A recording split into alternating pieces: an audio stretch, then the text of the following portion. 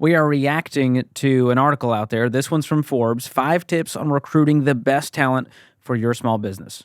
Feels apropos for our EntreLeaders out there. Well, yeah. Hiring is probably one of the most difficult things that leaders do. I mean, we talk to leaders every day. Our coaches talk to them, and one of the biggest problems that they have is hiring people.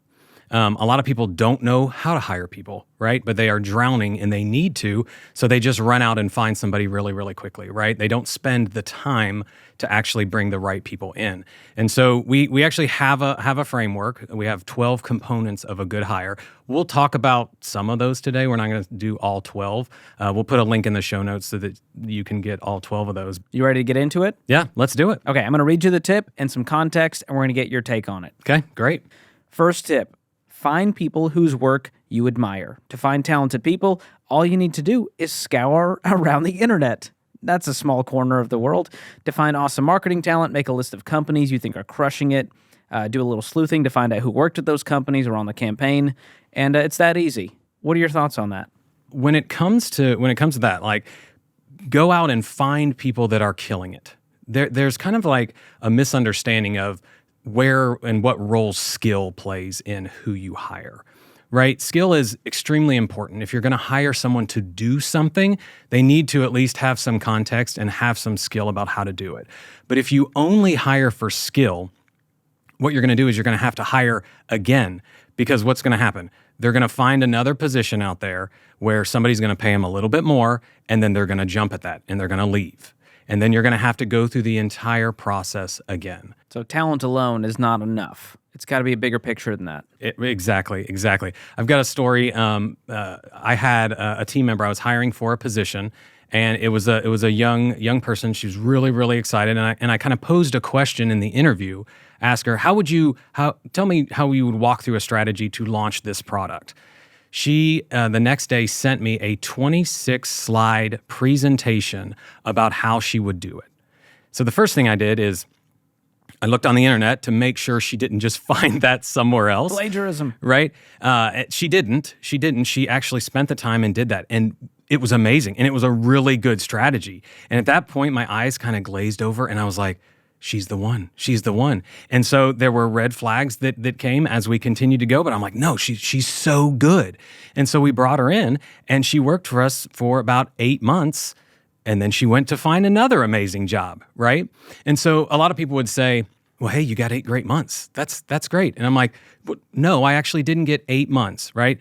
I had a couple months where I was trying to hire. Then she got in, and there was a couple months of training. Onboarding, getting them ready, understanding what our culture is. And then when she left, I had to go through all of that again. So I actually lost more time because I was just so focused on her being able to do the job. Yeah, great story that paints the picture there. So we can't just hire for talent. Nope. All right, tip number 2 from Forbes, find people who like you. Again, the internet's a great source of potential talent. Look through your followers on social media, email subscribers, customer database. Does anyone with relevant skills jump out at you? So what are your thoughts on just finding people who like you? I think that's part of the equation, right? And I think most of this article, it's not that it's bad, it's just incomplete. It's just parts of the picture. So you want to find somebody who likes you, but you really want to find people that are passionate about what you're doing. You don't want somebody that's going to come in and we say, want a job, right? We want somebody who wants to join the mission and get excited about coming to work every day, right? And so if they just like what you do, that's one thing. But if they're passionate about pushing it forward, that's the kind of person that you need to hire. But we have another principle I'd love for you to talk about it, George. It's, do you like them? Ooh, that's big. Yeah, it's a two-way street here because we have a lot of fans, and I love our fans. They're amazing. We have a lot of EntreLeadership fans, but it doesn't mean that they would be a great hire here just because of passion. And, we have Ken Coleman, one of our Ramsey personalities, and he talks about talent, passion, and mission. Mm-hmm. And we want to find the sweet spot of someone who has all three. Do they have the skills? Do they care deeply? Do they care about the results? And that is what you're really looking for. So when you just find people who love you, they could be crazy. Yeah. And we tell people it's okay to fire your customers. Yes. If they're crazy. Yes. And so that's a part of the equation. You got to like me in a relationship, but I have to like you too. Yeah, you're going to be around these people all the time. You can't just hire someone that you absolutely hate being around just because they're really good at a job. That will make every day terrible for you. So make sure that you like them as much as they like you. That's a good starting point, but Right. it can't end there. Right. Good. All right. Tip number 3, ask the top people in your industry for referrals. It's unlikely you'll recruit the head of SEO at Shopify to join your small startup, but you can ask him for a referral. Most people at the top of their game are well connected, and you can get some great referrals. What are your thoughts on that? That's great if you are just looking for talent. Again, back to the first one. If you're just looking to get somebody who's really good at the thing that they do, asking for referrals from people, that's what they'll send you, right? We go about it a different way where we are looking for referrals, but we look in-house for those referrals. So we look among our team for referring people like us to come work with us, right? We talk about the people that we want to work with. We call them thoroughbreds, right? They're the ones that care about the organization, they care about the mission, and they're good at what they do, right? It's all of that together. The ones that we don't want in the organization, we call them donkeys, right? They're the ones that are just looking for a job. They don't really care. They're the ones that They just heard Ramsey's a good place to work. EntreLeadership is a great team. Exactly. Yeah. And they're like, the minute the work is done, they immediately jump on YouTube. They're not saying, oh, what else can we do to push this forward? They're like, nope, hey, I did all you asked. So making sure you get the right people in, and the people that know that the best are the people that you brought in. So if you're hiring the right people up front, those people are going to be able to find their friends. We say thoroughbreds run with thoroughbreds, right? So they're going to be able to refer other people in. Now, one of the ways you can do that is incentivize them. So we incentivize people if somebody refers somebody and they come in and they get $500 if that person stays 90 days. And if it's a developer, they get $2,000. Right? And we count it in front of everybody. And so we make it a big production because we know they're going to bring the right people in, and they're going to bring in people that they like and that want to work with us. Yeah. And we're clear that this is not the guy you ran into at a coffee shop and you barely remember his name. This is someone who you have a relationship with. You know their integrity, their character. You know those pieces. You know they'd be a fit. Right. So just to qualify this, Yes. It's not just any stranger you run into on the street. Yes, exactly. All right. Number 4, hire a recruitment specialist. Just because I didn't have much luck with recruitment agencies doesn't mean you shouldn't use them. It depends on who you use, and they go on here. What are your thoughts about hiring recruiting specialists? If you are a larger organization, like we have in-house recruiters.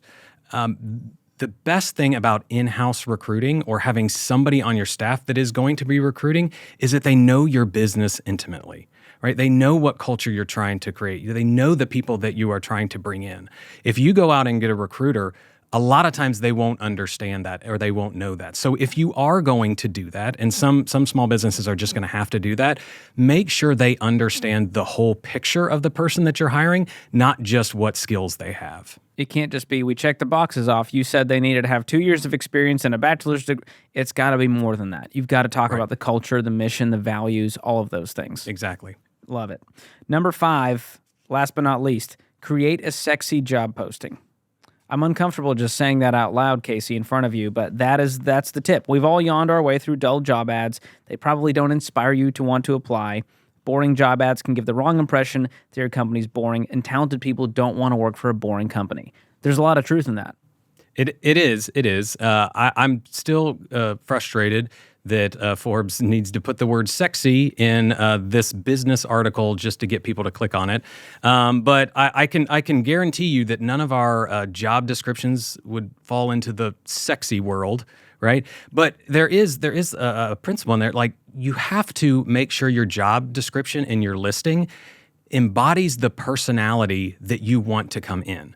Sometimes people go way to the other side where it's just this boring, here is 50 things that you need to do, right? And then the other side goes to all the way to the other side where it's like, we're just a bunch of cool people that like to do fun things. Oh, and maybe we work sometimes. Like, you don't want to go to that extreme. Yeah. So There's a spectrum here. Yes. So I'll read you the beginning of one of ours. The marketing team at EntreLeadership is a powerhouse team that focuses on SEO, SEM, email, social media, and website optimization, all while building real, life-changing connections with our customers.